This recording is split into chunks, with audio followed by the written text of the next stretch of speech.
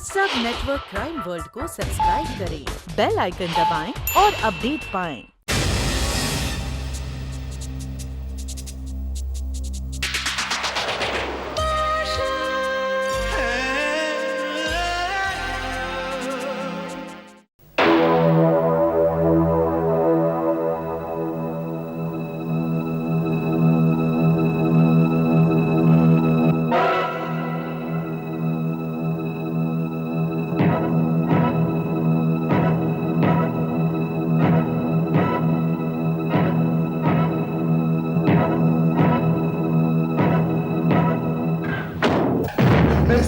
मैंने कुछ नहीं किया, मेरे जूस में कुछ नहीं मिलाया। वो कौन की सोचल?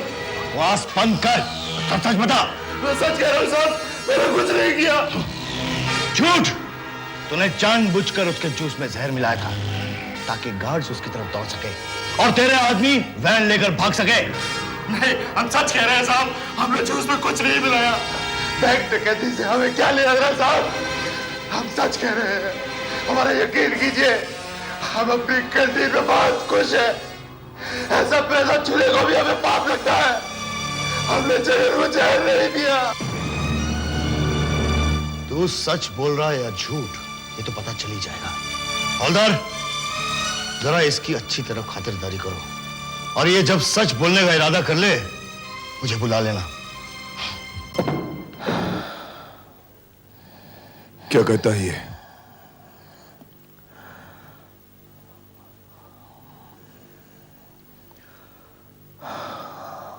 वो बिल्कुल कबूल नहीं कर रहा सर। इंस्पेक्टर, ये सारा प्लान मुझे किसी चालाक मुजरिम का लगता है और ये पारसनाथ मुझे इतना चालाक नहीं लगता कि ये प्लान बना सके। लेकिन मार्शल, अगर इसने जगन को जहर नहीं दिया तो इतने कम वक्त में जूस में जहर किसने मिलाया? यही तो अहम सवाल है इंस्पेक्टर कि जूस में जहर किसने मिलाया। ये भी तो हो सकता है मार्शल कि इसे अपनी बीवी और जगन के चक्कर के बारे में मालूम पड़ गया और गुस्से में आकर इसे उसने जहर दे दिया। नो, जगन को जहर देना महज इत्तेफाक नहीं है इंस्पेक्टर। जगन को जहर देने पर ही तो पूरी रॉबरी का प्लान डिपेंड करता है। सो तो है मार्शल। लेकिन यही बात सारे प्लान को बिठा भी सकती थी। अगर जगन जूस पीने नहीं जाता तो क्या गारंटी है कि जगन जूस पिएगा ही? मार्शल, उस गार्ड यशवंत का कहना है कि जगन का रिकॉर्ड था कि वो हमेशा जूस पीने जाया करता था। उसी बहाने इस पारसनाथ की बीवी के साथ वो रोमांस भी किया करता था। मान लो वहां गंगा ना होती, या फिर मान लो जगन गंगा से मिलता मगर उसे जूस पीने की ख्वाहिश नहीं होती। सब कुछ उसकी इच्छा पर तो डिपेंड करता है ना। इस तरह से ये प्लान फुल प्रूफ प्लान तो ना हुआ ना। वाकई मार्शल, ये प्लान तो बिल्कुल फेल हो जाता। सोचने वाली बात है। और एक बात भी सोचने की है इंस्पेक्टर कि लूट का माल आखिर गया कहां? मतलब ये कि वैन लेकर भागने वाला जब मुझसे उलझा तो उसके हाथ में ना कोई बैग था ना कोई पेटी, मगर वैन खाली हो चुकी थी। तो आखिर वैन से रुपया कब निकाला गया और कैसे निकाला गया? साहब, पारसनाथ की कैंटीन की तलाशी में 50,000 के नोट मिले।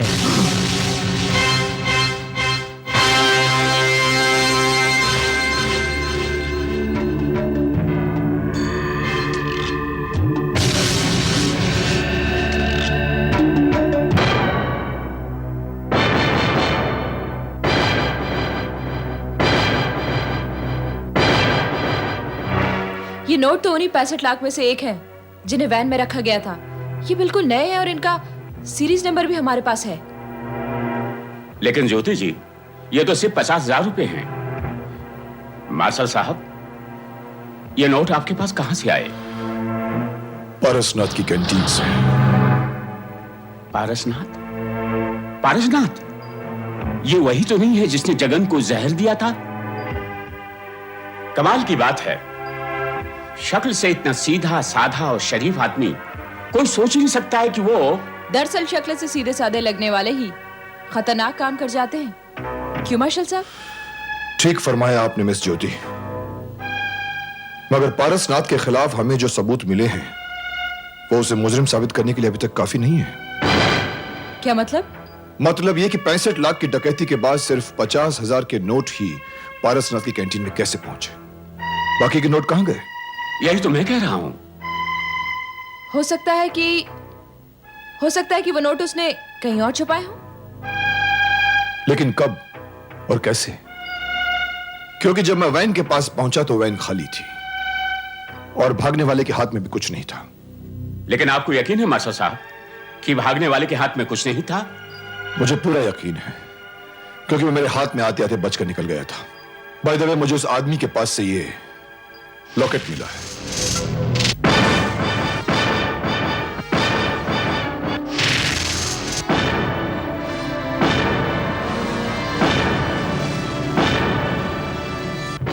कोई पहचानता है इसे?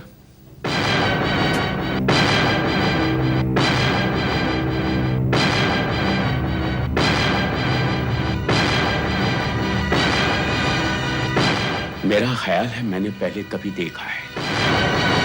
मुझे भी ये लॉकेट जाना पहचाना लग रहा है। किसी के गले में जरूर देखा है, लेकिन कहाँ याद नहीं आ रहा। मिस ज्योति, याद कीजिए क्योंकि ये बहुत अहम कड़ी है। अब मैं याद करने की कोशिश करूंगी तो परेशान हो जाऊंगी। कई बार ऐसा ही होता है, आप किसी चीज पे ज्यादा जोर डालो तो बिल्कुल भूल जाते हैं और किसी दिन अचानक ही याद आ जाएगा। कोई बात नहीं ज्योति जी, अपने दिमाग पर जोर मत डालिए। ऐसा अक्सर होता है, हमारे साथ भी होता है। लेकिन अगर आपको याद आ जाए तो फौरन मुझे बता दीजिएगा। Thank you.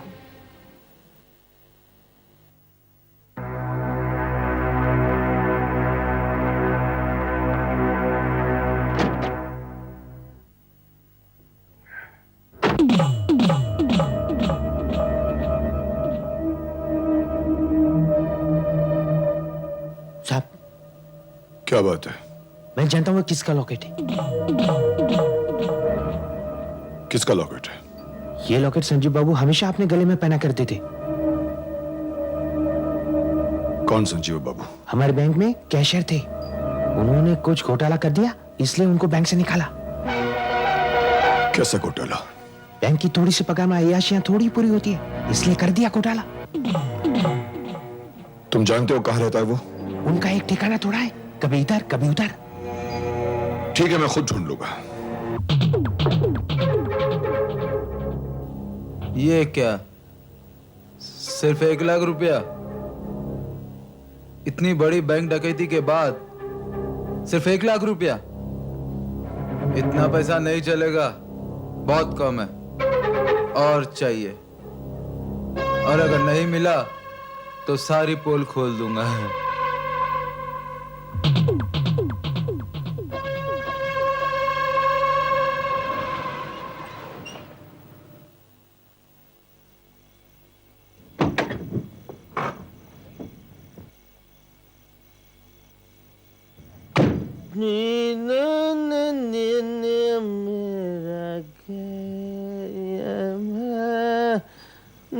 ए भाई, यहाँ पर संजीवा नाम का कोई आदमी रहता है, बैंक में काम करता था। है, जानते हो कहाँ रहता है? इधर रहता है, इधर इधर सामने है ना, उधर। Okay, thank you. उधर रहता है, उधर। उधर। ओके, एक मिनट,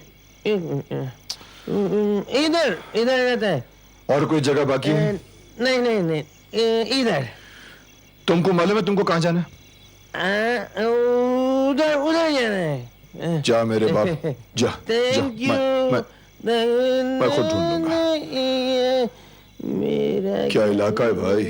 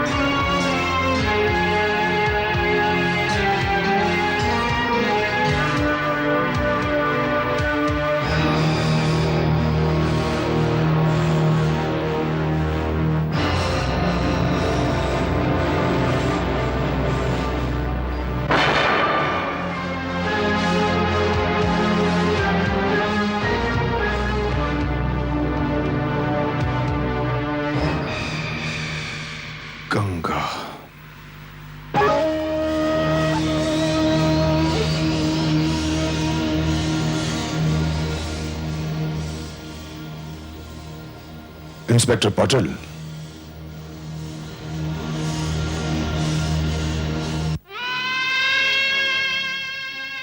हाँ मार्शल साहब, ये हमारी तस्वीर है, लेकिन हमारा उससे कोई रिश्ता नहीं है। तो फिर ये तस्वीर उसके घर कैसे पहुंची? ये तस्वीर हमने उसे दी थी। तुमने?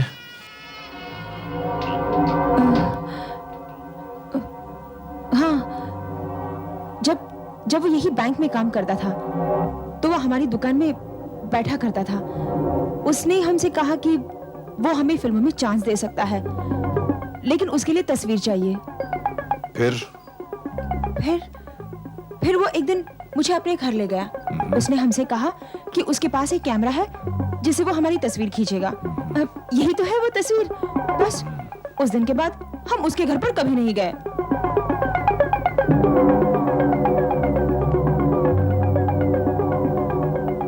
सच बोल रही हो तुम? भगवान कसम, उसी दिन हमें पता चल गया था कि उसकी नीयत में खोट है। उसके बाद हमने उसे कभी बात नहीं की। अगर हमारे पति को पता चल जाता तो मुझे जान से मार देता। हाँ। तुम्हें मार देता या फिर उसे मार देता, जैसे उसने जगन को मारा? नहीं साहब, हमारा पति ऐसा नहीं है। वो चींटी को भी नहीं मार सकता। ये उसके खिलाफ कोई साजिश है। कोई उसे फंसाने की कोशिश कर रहे हैं। यकीन मानिए, हम सच कह रहे हैं। ठीक है गंगा, फिलहाल तो मैं ये मान लेता हूं कि तुम्हारा संजीवा से कोई रिश्ता नहीं था, लेकिन बाद में तुम्हें अपनी बेगुनाही साबित करनी होगी। जी। Let's go Patil.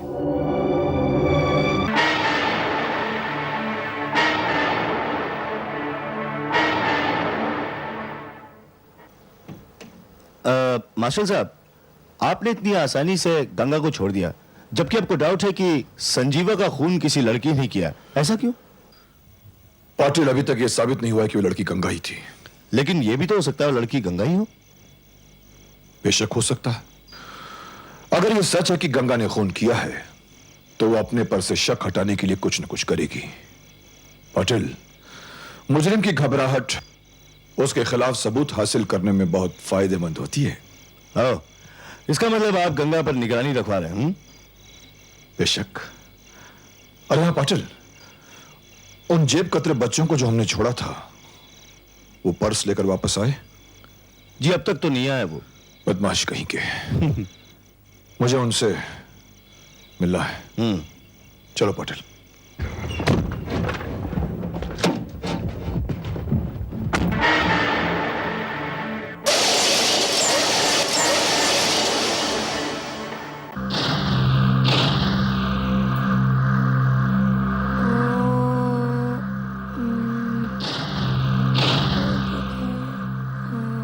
हाँ साहब, जिसका आपने पर्स मारा था ना साहब, ये आदमी उसी के साथ था साहब।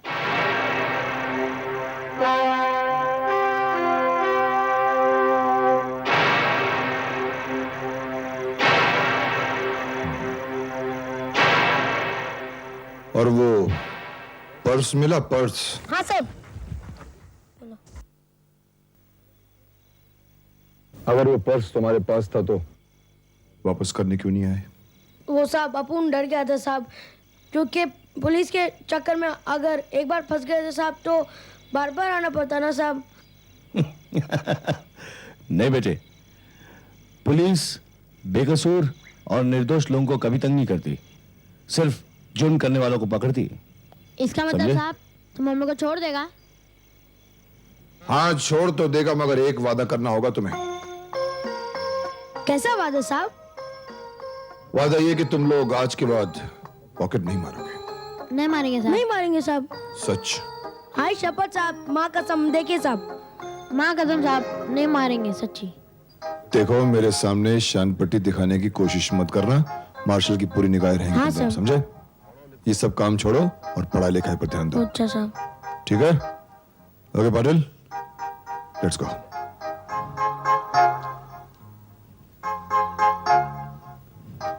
Thank you. Thank you.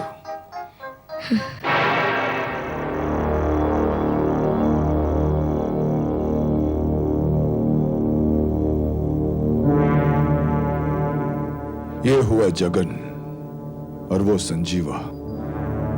एक बात तो साफ जाहिर होगा कि ये दोनों आदमी बैंक रॉबरी में इन्वॉल्व थे। मार्शल, ये तो वही आदमी है जो बैंक रॉबरी के ही दिन कैंटीन के बाहर जहर पीने के कारण मर गया था। और हाँ, ये तो बैंक में ही नौकरी करता है और इसका चाचा भी यही नौकरी करता है। क्या नाम है उसका? हरभजन सिंह ऐसा कुछ। पुलिस स्टेशन में बुलाओ उसे।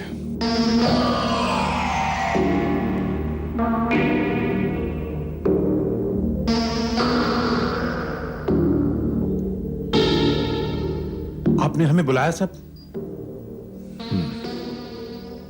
जगन तुम्हारा सगा भतीजा था हरभजन? सगा ही नहीं साहब, सगे से बढ़कर था। उसका मेरे सिवा और मेरा उसके सिवा इस दुनिया में और कोई नहीं था साहब। कुछ ही दिनों के बाद उसकी शादी होने वाली थी, लेकिन वो उसे बैंक में नौकरी दिलाने में तुमने सिफारिश की थी? सिफारिश ही नहीं साहब, मिन्नतें की थी लोगों की, मिन्नतें। क्या करता था वो बैंक से पहले? कुछ नहीं साहब, 1 साल पहले वो कहीं नौकरी करता था, वहां झगड़ा हुआ, नौकरी छूट गई। फिर हमने उसे बैंक में लगवा दिया साहब।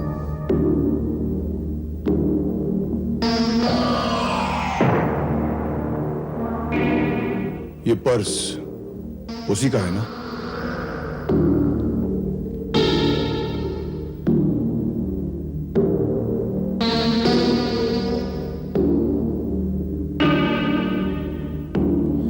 अरे हाँ साहब, ये तो उसी का है, लेकिन आपको कहां से मिला? ये तो 1 दिन पहले किसी ने मार लिया था। ये पर्स एक जेब कतरे ने तुम्हारे भतीजे की जेब से उस वक्त निकाला था जब वो डकैती की प्लानिंग कर रहा था।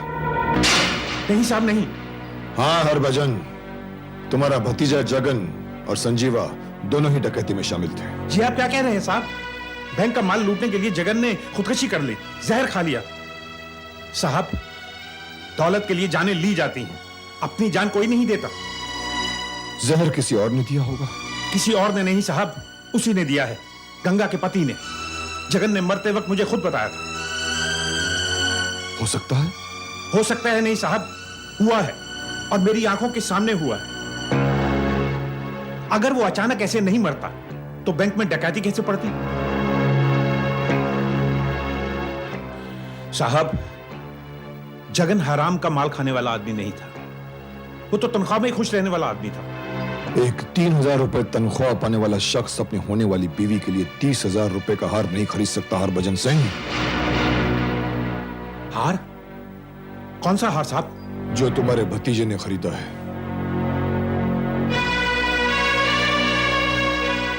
ये रसीद भी उसी के पर्स से मिली है हरभजन, जो 1 महीने पहले कमल ज्वेलर्स के यहां से खरीदे हार की है और जिसकी कीमत है 30,000 रुपए।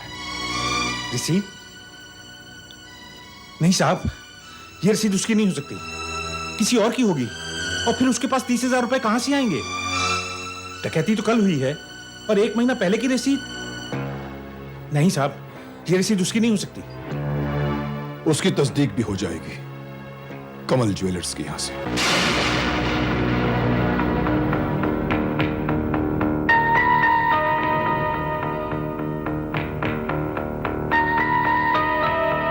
जी साहब,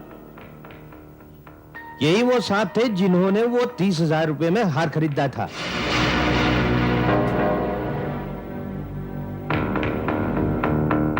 मुझे अच्छी तरह से याद है, उनके साथ एक मैडम भी थी जिन्होंने पूरे 2 घंटे लगा दिए थे वो हार पसंद करने में। यानी कि मियां बीवी साथ में आए थे? ना ना ना, वो उनकी वाइफ नहीं थी।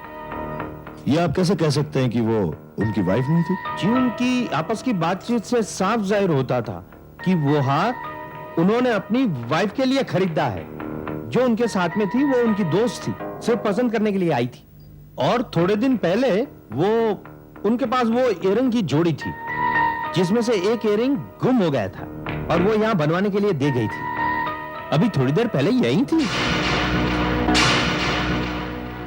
अपना इयररिंग लेने के लिए आई थी, मगर मैंने उनसे कहा 10-15 मिनट के बाद आइए और इयररिंग ले जाइएगा।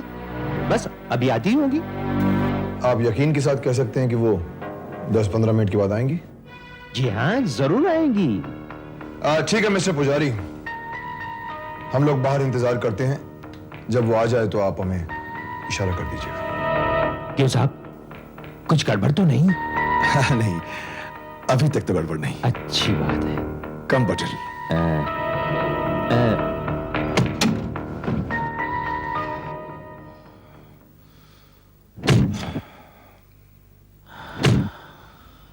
पटेल, मैं समझता हूं कि 10 मिनट के अंदर बैंक रॉबरी का राज खुलने वाला है। हमें 10 मिनट तक इंतजार करना पड़ेगा। देखते हैं कि 10 मिनट में कौन आता है।